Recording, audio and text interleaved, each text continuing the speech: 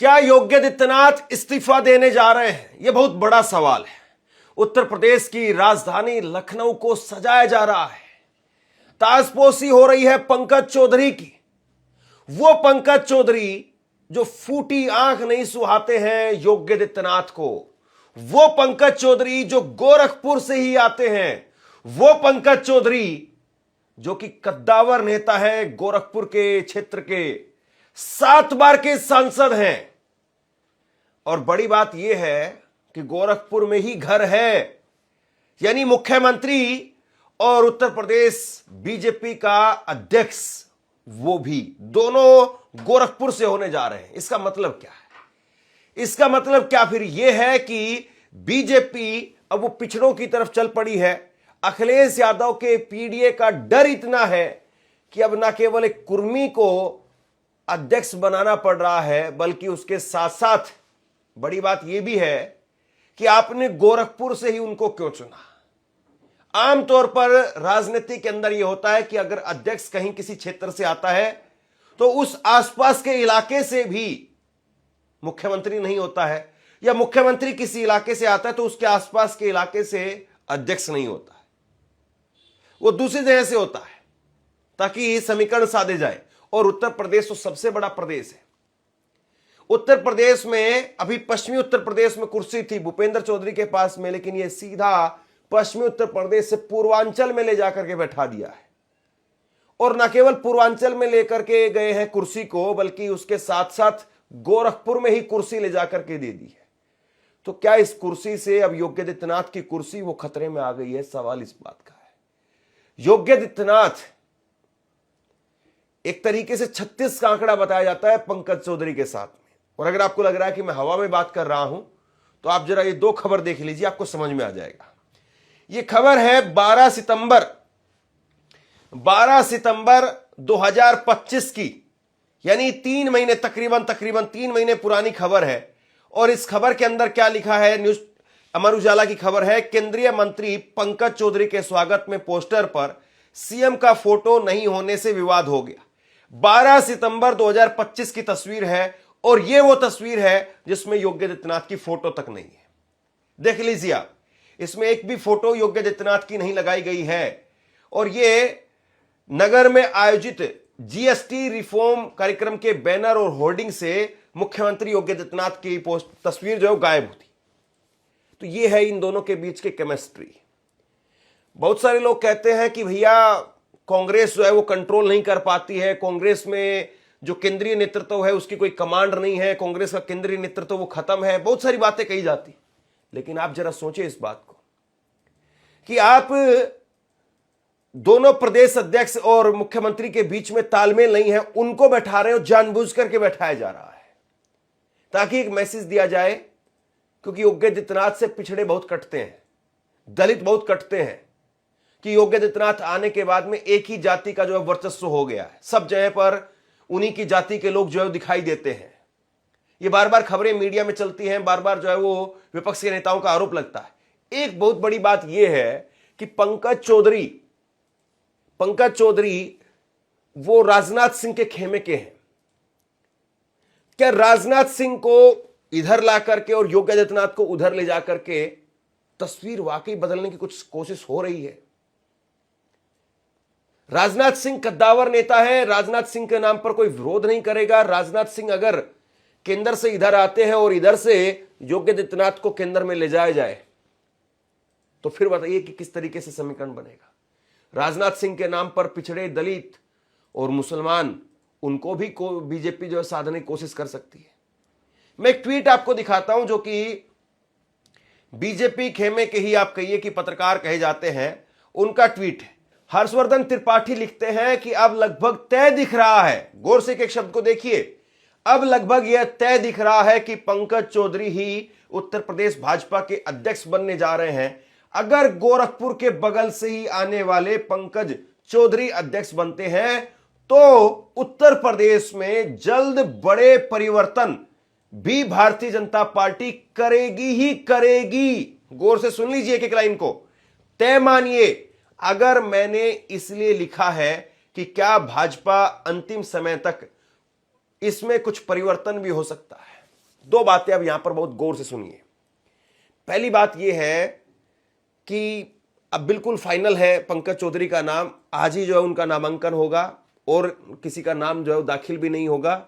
अभी अभी मैं कुछ तस्वीरें देख रहा था बीजेपी कार्यालय की, और वहां पर महाराजगंज के लोकसभा के जो है वो लोग पहुंच चुके हैं, नारे लग रहे हैं, वहां पर पोस्टर आ चुके हैं, सब कुछ हो चुका है, कहीं 1% भी चांस अब नहीं है। तो ये साफ है, पहली बात। दूसरी बात यह है कि योगी आदित्यनाथ वो तस्वीर से पूरी तरह से गायब है। जरा कुछ तस्वीर मैं आपको दिखाता हूं। सबसे पहले ये कल की तस्वीर देखिए, जब बैठक हो रही थी भारतीय जनता पार्टी के कार्यालय की। ये तस्वीर है भारतीय जनता पार्टी उत्तर प्रदेश। इसमें कोई तस्वीर नहीं है, ना नरेंद्र मोदी की है, ना योगी आदित्यनाथ की है। इसके बाद में केशव प्रसाद मौर्य उन्होंने ट्वीट किया, भाजपा पार्टी कार्यालय लखनऊ पर आयोजित पार्टी के संगठनात्मक चुनाव के दृष्टिगत बैठक में सम्मिलित हुआ। इस अवसर पर भाजपा के राष्ट्रीय महामंत्री, गौर से एक एक नाम पर गौर कीजिए, योगी आदित्यनाथ का ना फोटो है ना नाम का जिक्र है।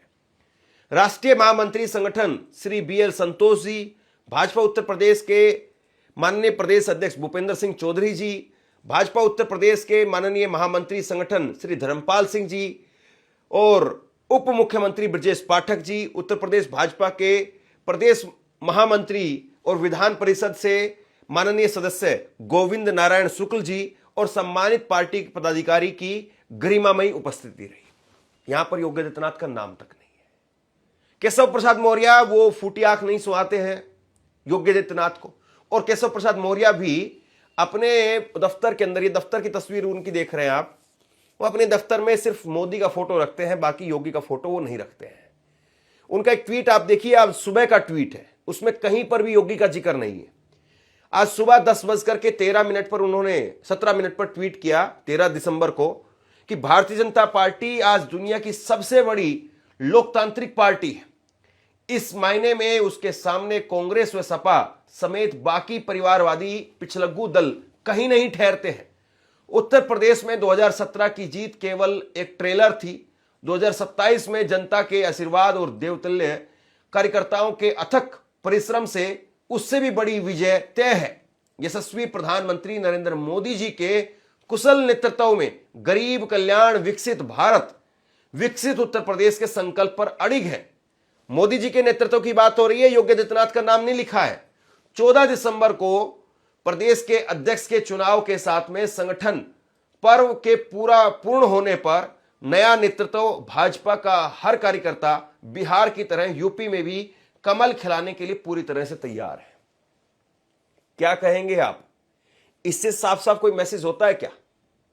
2027 की जीत की तैयारी है। 2027 में 2017 से बड़ी जीत लेकर के आएंगे। 2027 में बिहार की तरह ही कमल खिलाएंगे। मोदी जी के नेतृत्व में विकास होगा, मोदी जी के नेतृत्व में पिछड़े दलित सब एक साथ हैं। सारी बातें लिख दी।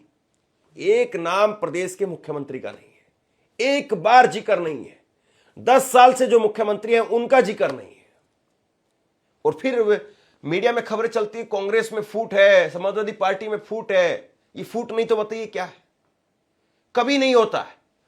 अभी जब अयोध्या के अंदर दीप जलाए गए, दिवाली मनाई गई, उसमें कहीं पर भी जो है वो इनकी फोटो नहीं लगी थी, केशव प्रसाद मौर्य की और ब्रजेश पाठक की। ये दोनों फिर दिवाली समारोह पर गए भी नहीं। ये भाजपा की स्थिति है। कोई एक दूसरे को देखना नहीं चाहता है, लेकिन कोई इस पर बात नहीं करता है।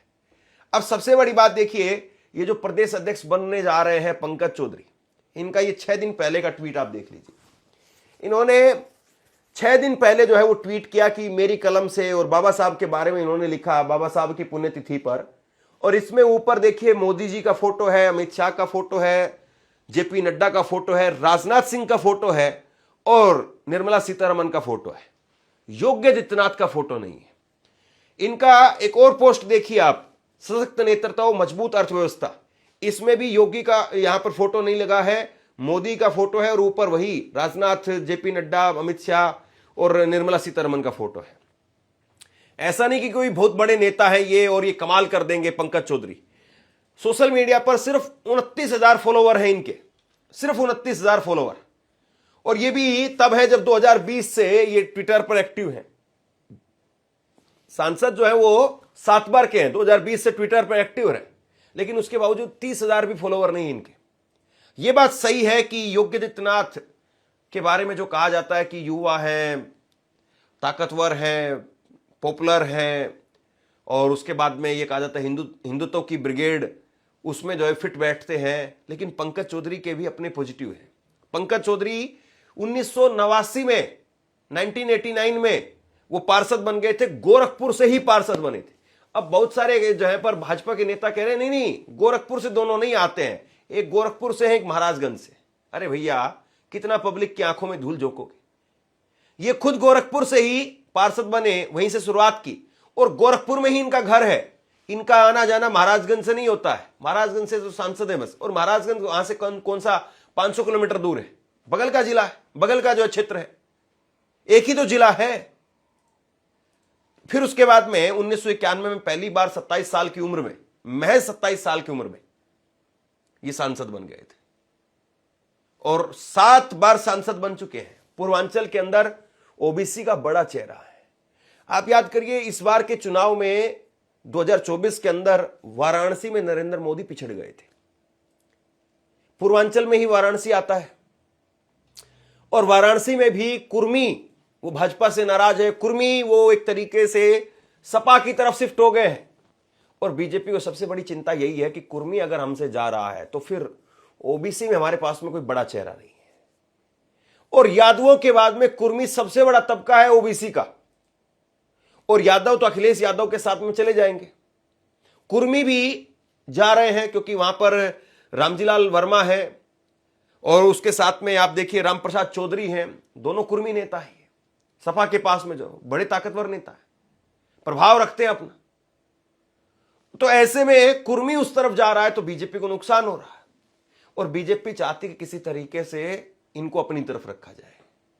और बीजेपी वही 2017 वाला समीकरण जो दिखाना चाहती है, 2017 वाला वही जो है वो यहां पर केशव प्रसाद मौर्य भी जिक्र कर रहे हैं कि 2017 से भी बड़ी जीत होगी। दरअसल ये बताने की कोशिश है, 2017 में भी यही चल रहा था कि केशव प्रसाद मौर्य को बनाएंगे, उधर इसको बनाएंगे, उधर उसको बनाएंगे, यानी 10 मुख्यमंत्री खड़े कर दिए गए थे कि 10 मुख्यमंत्री ये बन रहे हैं, ये बन रहे हैं, ये बन रहे हैं, ये बन रहे हैं। और इस बार भी बीजेपी चाहती कि उसी तरीके से माहौल डिस्टर्ब रहे और योगी आदित्यनाथ फुल फ्लैश से मुख्यमंत्री ना बने, लेकिन कहीं ये चाल बीजेपी की उल्टी ना पड़ जाए। अब इसको समझिए कैसे।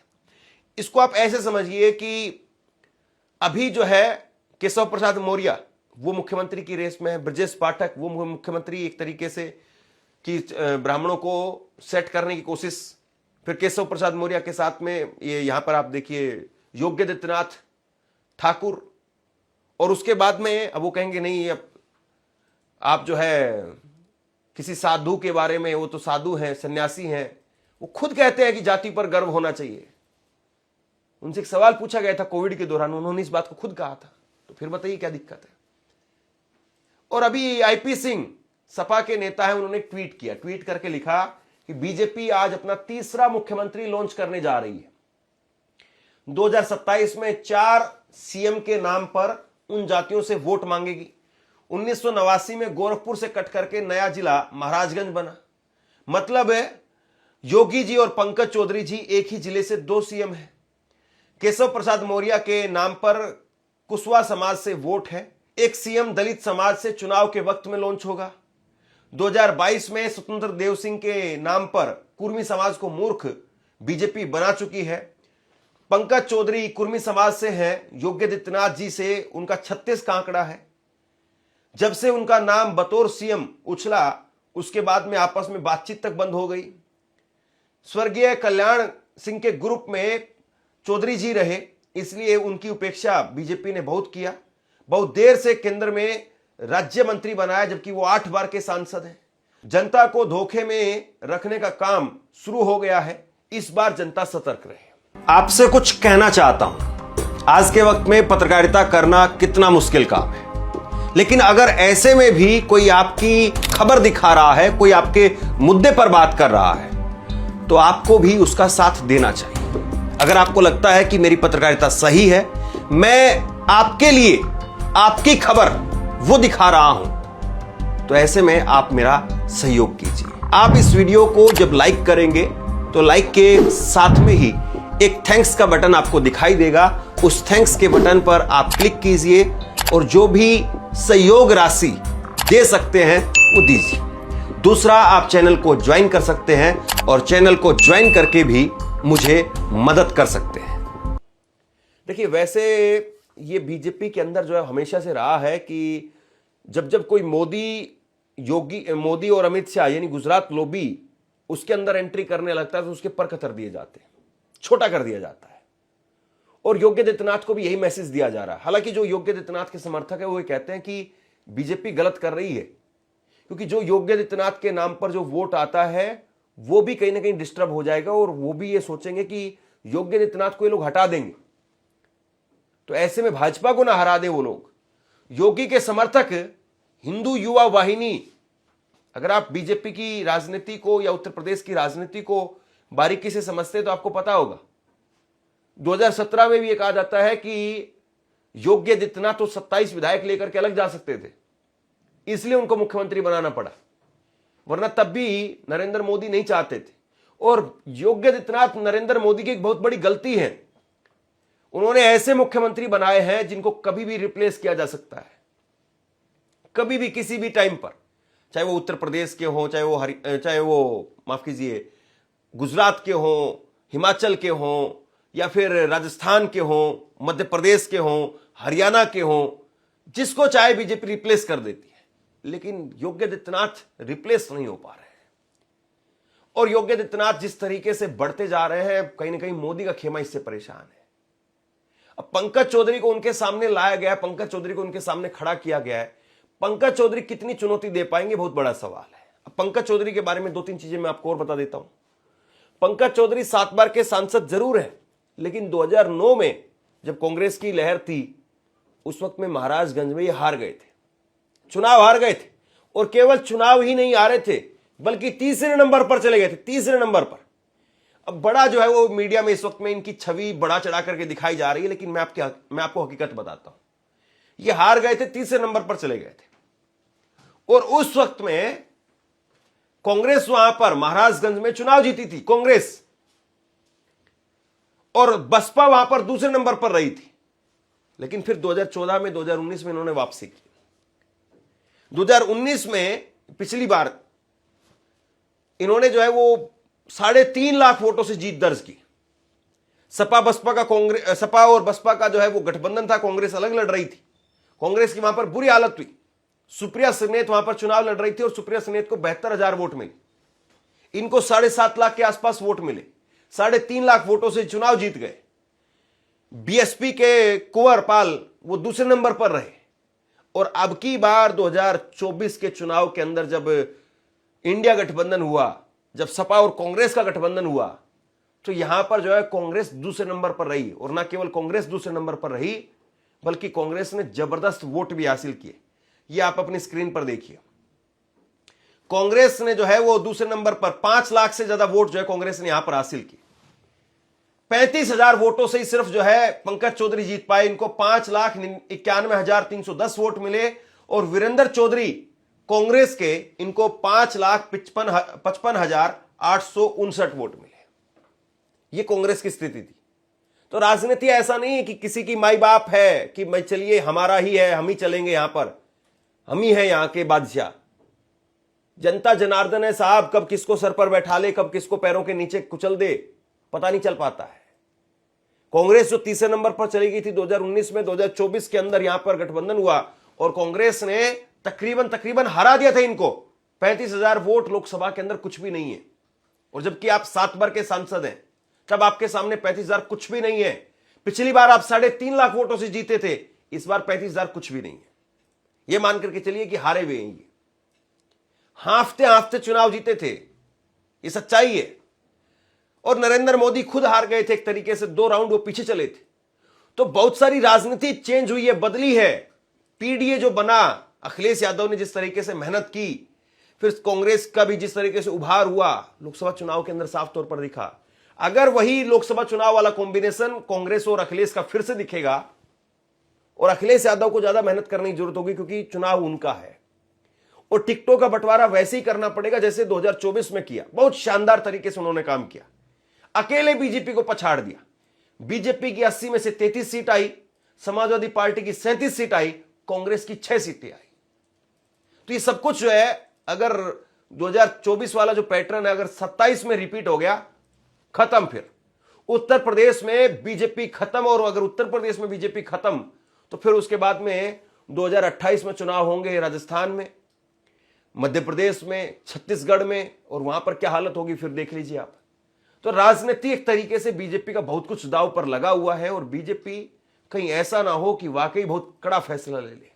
योगी आदित्यनाथ को हटाने का फैसला, कुर्मियों को वापस लाने के लिए क्या बीजेपी इतना बड़ा बलिदान देने के लिए तैयार होगी, या बीजेपी सिर्फ और सिर्फ कंफ्यूजन पैदा करना चाहती है लोगों के बीच में कि हां हम हटा सकते हैं। बीजेपी चाहती कि ऐसी चर्चाएं चलती रहे, हटाएं नहीं, ताकि जो कुर्मी है वो वापस आ जाए। लेकिन क्या जनता जनार्दन उसको इस तरीके से बरगलाया जा सकता है? सवाल फिर इस बात का भी है। बहरहाल शेयर कीजिए, और उत्तर प्रदेश की उठापटक, उत्तर प्रदेश की राजनीति को लेकर के आप क्या सोचते हैं, नीचे कमेंट बॉक्स में अपनी राय लिख करके जरूर बताइए। इस खबर को शेयर कीजिए। धन्यवाद।